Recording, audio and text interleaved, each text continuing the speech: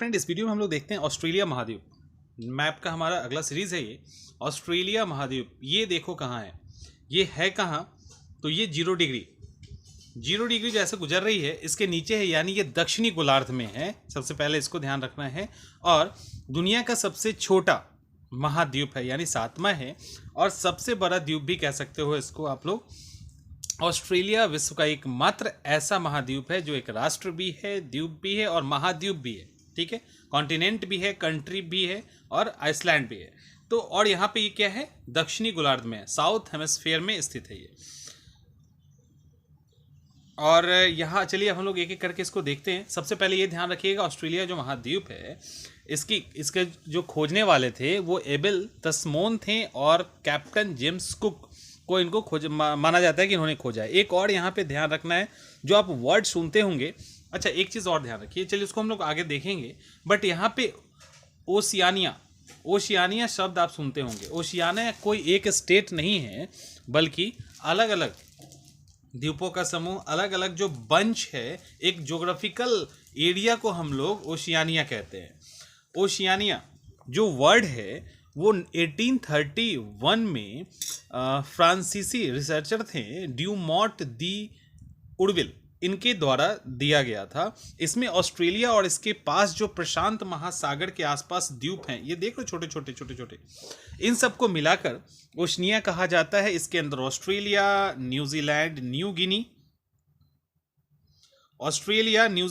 गिनी और ये जो उसके अलावा उसके अलावा बहुत सारे छोटे छोटे द्वीप हैं जिसको मेलानेशिया, माइक्रोनेशिया, पोलिनेशिया, इन सब क्षेत्रों में बांट दिया गया है। और कुल मिला के इन सब को मिलाकर हम लोग ओशियानिया कहते हैं।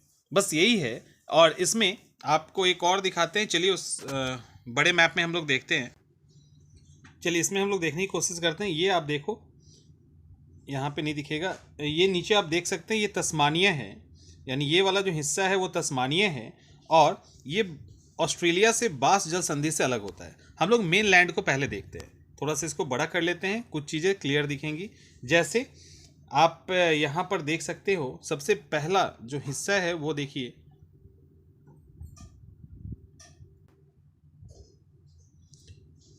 यहाँ पे आप देखिए ब्रिस्बेन है, सिडनी है, एडिलेड है, ठीक है, यहाँ पे पर्थ है, और भी नीचे है यहाँ पे कैनबरा है, ये आप देख सकते हो, ये कैनबरा है।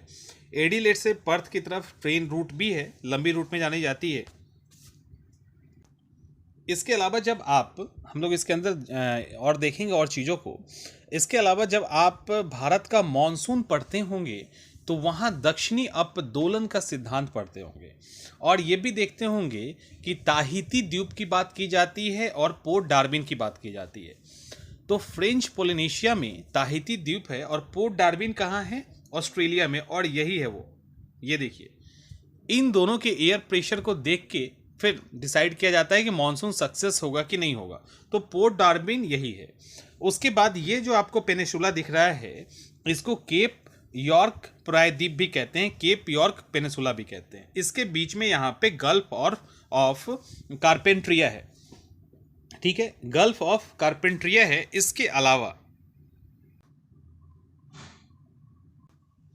एक यहाँ पे मैं आपको दिखाता हूँ, इसके अलावा ये आप देख रहे हो पापुआ न्यू गिनी और केप ऑफ यॉर्क को अलग करने के लिए यहाँ पर जो स्ट्रेट है उसको हम लोग टॉरस स्ट्रेट कहते हैं, टॉरस जल संधि कहते हैं।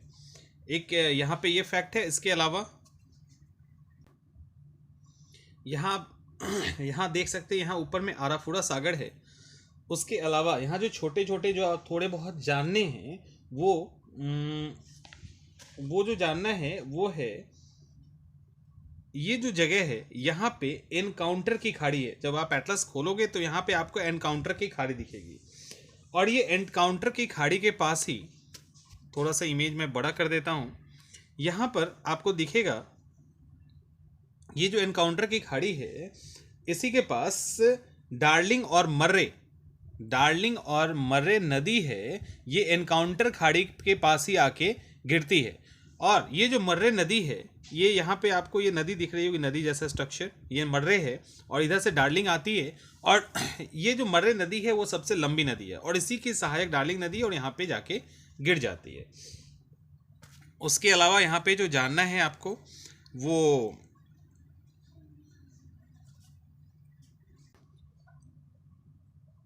जो सबसे फेमस है, आप लोग सुनते होंगे, ये इस हिस्से में ग्रेट डिवाइडिंग रेंज है। ये ग्रेट डिवाइडिंग रेंज, यहाँ पे जो ग्रेट डिवाइडिंग रेंज है उसके पूर्वी भाग में केप यॉर्क और नीचे में जो है तस्मानिया द्वीप है और इसको ग्रेट डिवाइडिंग रेंज कहते हैं। उसके बाद ग्रेट बैरियर रीफ भी है। ग्रेट बैरियर रीफ इस तरफ है यहाँ पे। ये ग्रेट बैरियर रीफ और कुछ है नहीं बल्कि ये मूंगे की चट्टान है। मूंगे यानी प्रवाल की अवरोधक चट्टान के अंदर आती है। 1900 किलोमीटर से भी अधिक लंबा है और इस इलाके में जहाज का आना मना है क्योंकि एक बड़ा बायोडाइवर्सिटी का ये सोर्स है, तो यहाँ पे मना कर दिया जाता है।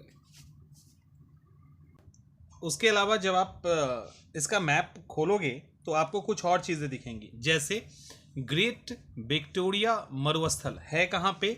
पश्चिमी ऑस्ट्रेलिया के दक्षिण पूर्वी और दक्षिणी ऑस्ट्रेलिया के पश्चिमी भागों से में दूर तक फैला है। कुल मिला के यहाँ इसके आसपास जो है आपको ग्रेट विक्टोरिया मरुस्थल दिखेगा। उसके बाद यहाँ पर आपको सिम्पसन रेगिस्तान दिखेगा और ये जो रेगिस्तान है वो ऑस्ट्रेलिया के बीच में है। उसके अलावा यहाँ पर ये जो हिस्सा है वो ग्रेट सैंडी मरुस्थल यहाँ पे आपको दिखेगा। गिब्सन यहाँ पे दिखेगा ही। उसके अलावा एक तनानी मरुस्थल भी है, वो याद करने की जरूरत आपको नहीं है। स्टुअर्ट पथरीला मरुस्थल भी है। तो इस तरह जो है कुछ फेमस मरुस्थल हैं। उसके अलावा तनामी रेगिस्तान, ये यहाँ पे आपको तनामी रेगिस्तान देखने को मिल जाएगा। मर्रे और डार्लिंग की हमने बात कर ली थी। यहाँ पे फेमस जो एक झील है वो झील है झील आयर लेक आयर। ये देखो, ये लेक आयर है और ऑस्ट्रेलिया में ही लेक हीलर भी मिलती है जिसका रंग गुलाबी है और अभी तक पता नहीं चल पाया है कि उसका रंग गुलाबी क्यों है। टोरस जल संधि हमने देख लिया, ऑस्ट्रेलिया और न्यू गिनी को अलग करती है। बास जो है तस्मानिया और विक्टोरिया यानी ऑस्ट्रेलिया को अलग करती है। एक और इम्पॉर्टेंट फैक्ट है, वो फैक्ट है कि ऑस्ट्रेलिया में यहाँ पर्थ के पास आपको डार्लिंग श्रेणी भी देखने को मिलेगी। ये भी आप याद कर सकते हैं। उसके अलावा ये जो जगह है उसको हम स्पेंसर की खाड़ी कहते हैं। ठीक है, इसको हम लोग स्पेंसर की खाड़ी कहते हैं। और यहाँ वाला देख लिया था, इसको हम लोग एनकाउंटर की खाड़ी कहते हैं।